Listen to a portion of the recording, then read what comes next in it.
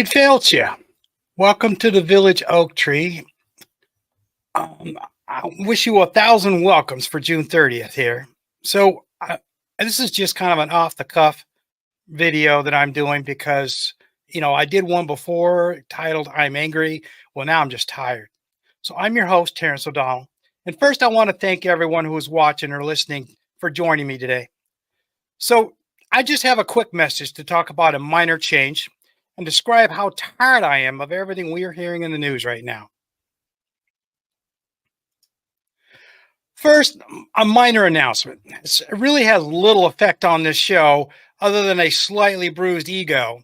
The big thing is my partnership with Military Broadcast Radio came to an abrupt end yesterday over artistic differences with the show. I had received a message in Facebook Messenger from some low-level manager at MBR on Friday, last Friday, telling me that I had to change the Village Oak Tree podcast background to their background image. So as you can see from behind me, this is my trademark, okay? And up until this weekend, I've been using it just fine for a couple of months now. So now they decided no, you can't do that anymore. I argued a bit, telling them that, my background was trademarked and so on. They didn't care. So then I offered to create a background using their preferred image with the name of this show and my website on it. They refused. It was their way of telling me it was their way of the highway. So I took the highway. I told them that I already had an established brand and logo when it came to them, but didn't seem to care.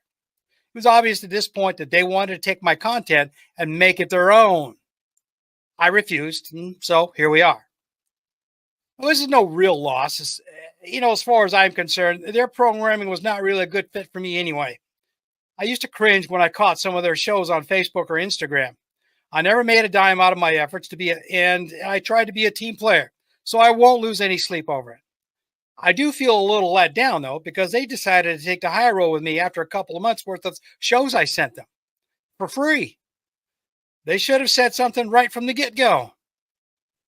I think it's time for me to save up some money to hire a trademark lawyer to file an application for a trademark registration. Registering a trademark, though, doesn't come very cheap. I looked it up. It's several $100 time you pay for a lawyer, and then you got to pay the government. So in other news, I just want to say I'm tired. I'm tired of watching the news and not hearing anything good or upbeat anymore. I mean, other than the puff pieces about somebody's cat in a tree or somebody petting a dog or whatever, there's just nothing there. I'm wore out from hearing about our zombie wannabe presidents, a dysfunctional Congress that's largely on the take, and a federal Supreme Court that has 6 out of 9 justices who no longer adjudicate based on the law, but along religious ideologies or outright corruption, such as Alito and Thomas. And I don't say this loosely. Everybody knows that these two guys are on the take. The corporate billionaires have not really tried to hide it here in the last year or so, especially Thomas. So it's a given. These guys are being bribed, so on and so forth. I mean, when you read the news stories about the Speaker of the House taking a victory lap when the Supreme Court reverses the Chevron defense, effectively gutting federal agencies that regulate the corporations that are killing us with pollutions and bad food, what are we to think? Where's the government that's supposed to be taking care of us regular folks? The Supreme Court also allowed local jurisdictions to make their own laws regarding homeless people sleeping in public. I mean, like they got anywhere else to go? We have already seen how that worked out in some places. Brutal police crackdowns and likely some deaths from those exposure to the elements and abuse by the police. The kind of justice meted out by the end of a police baton, or even a gun for that matter in some cases. This will only get worse now as more and more people become homeless.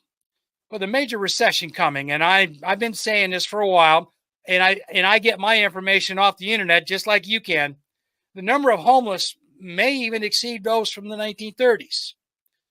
Then what are the municipalities going to do? If anyone has studied American history, then you know how bad it's going to get when the recession does hit and the jobless rate skyrockets. More and more people roaming the countryside and inner cities looking for food and shelter, with the rich pushing the politicians to clean it all up by any means necessary. And this is where the police batons come out. As I've said, the recession is coming soon. I can't say this enough. We need to prepare for it. The economic forecasters are predicting the economy will start taking hits hard by the end of the summer, just in time for the November election.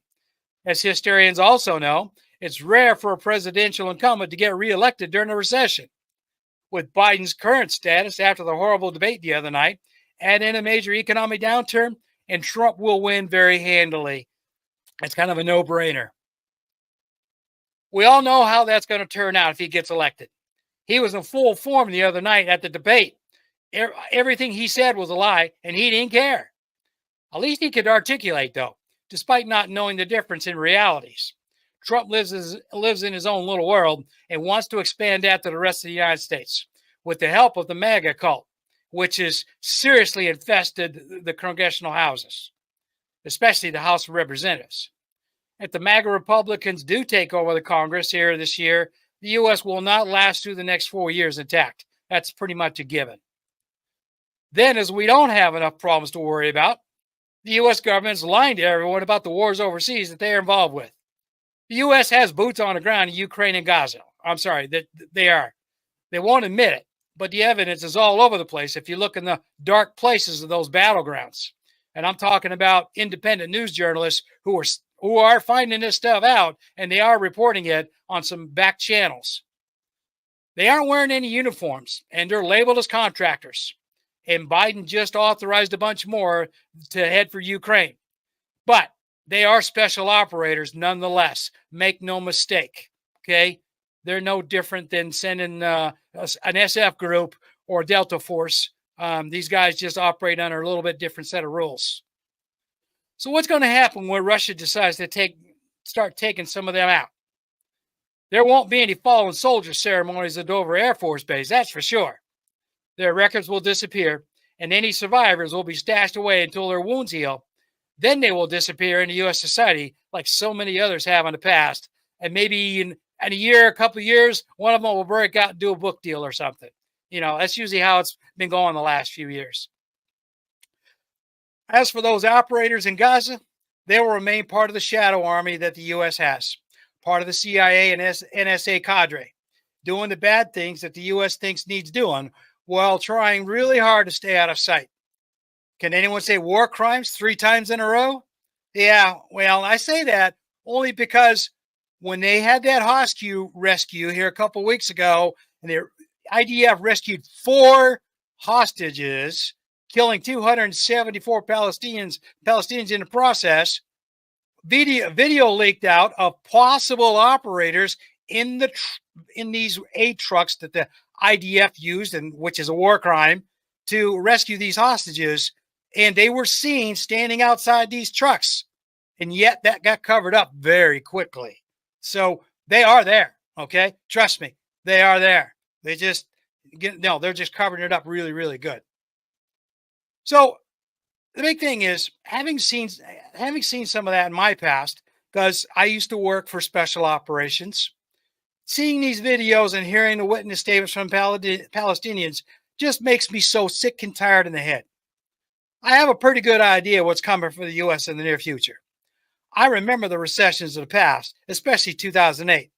I'm also old enough to remember the oil embargoes of the late 1970s.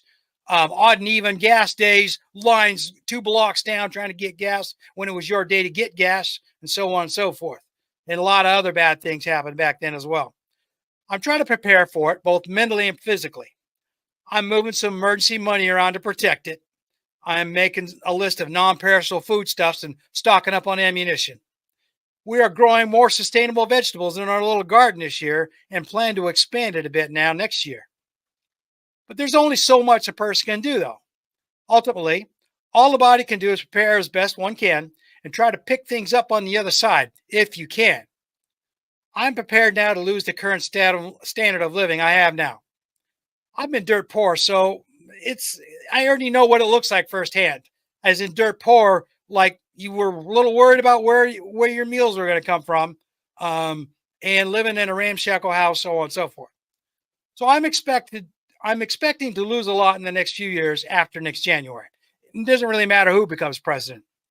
I just hope I can hang on to my house. As I told my wife yesterday, we always have the RV motorhome as a backup if we lose the house.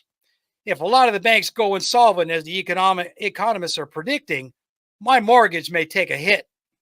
If the bank holding the note goes under, I may lose my house. At least with the RV, I can drive it away and let the bank figure out how to catch me and try to repossess it.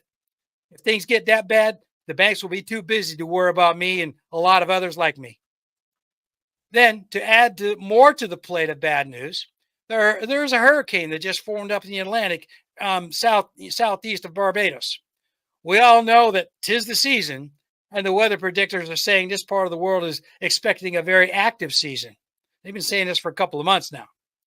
All I know is that the humidity at my house on the central east coast of the U.S. is so high, it's actually hard to breathe at times. I did a little work in my garage this morning, and it got so bad I couldn't hardly see because the water was dripping off me so bad. We went for a short walk, before dark last night, and it's all we could do to walk around the block because the air was so thick, you're out of breath. That almost always means heavy thunderstorms are coming very soon. The weather report may be today. The heat dome the country has been suffering under may finally be dissipating, but at what cost? Do I now have to worry about flooding if I get severe thunderstorms? And people say there's no such thing as global warming. Yeah, okay. Look out your window, folks. I'm sorry, it's here. All right. There's no getting around it. People are dismissing the various viruses still running around, but I'm not taking any more chances with those either. Last time I failed to wear a mask last winter when I went to a Lunar New Year festival at a church, I caught COVID or something like it again. That makes probably about 3 times, at least 2 times, maybe 3 that I know of. No more. I wear a mask everywhere now, despite some of the looks I get. And yeah, I went to something at my wife's church yesterday, and I was the only one there wearing a mask, and I did get some looks. But you know what? I don't care. This is the changing world we now find ourselves in. Right nationalist political parties everywhere taking over governments in the West.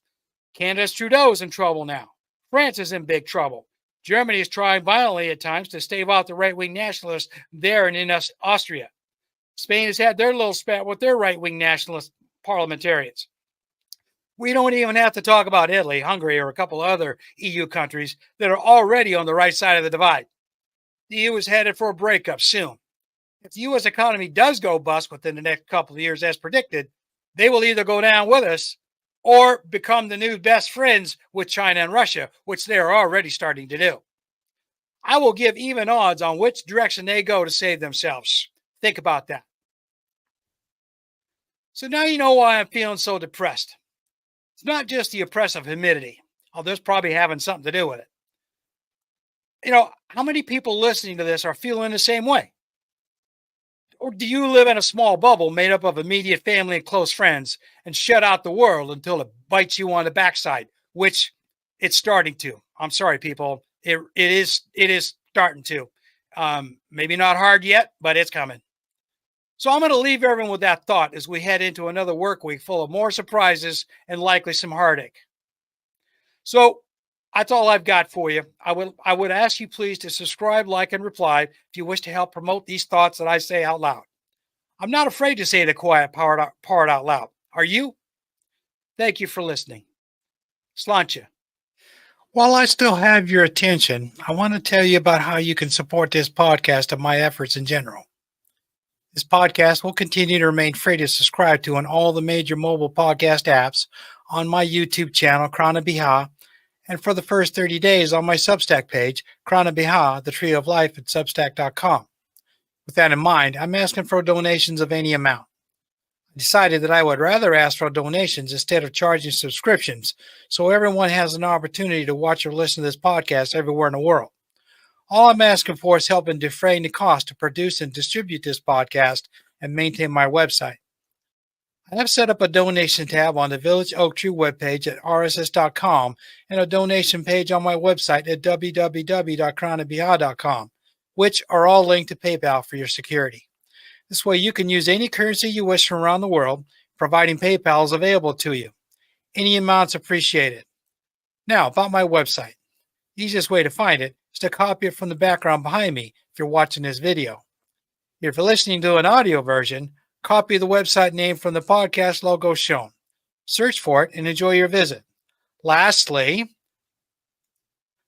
I'm trying to sell some copies of my book, Fugitives in the New United States, which can be found at major book retailers around the world, such as Amazon, Barnes & Noble, and Lulu. You can also buy from me direct through the bookstore page on my website. Fugitives in the New United States is available in hardcover, paperback, and digital form. Free if you're a Kindle subscriber. It's written for young adults and older, so it's safe.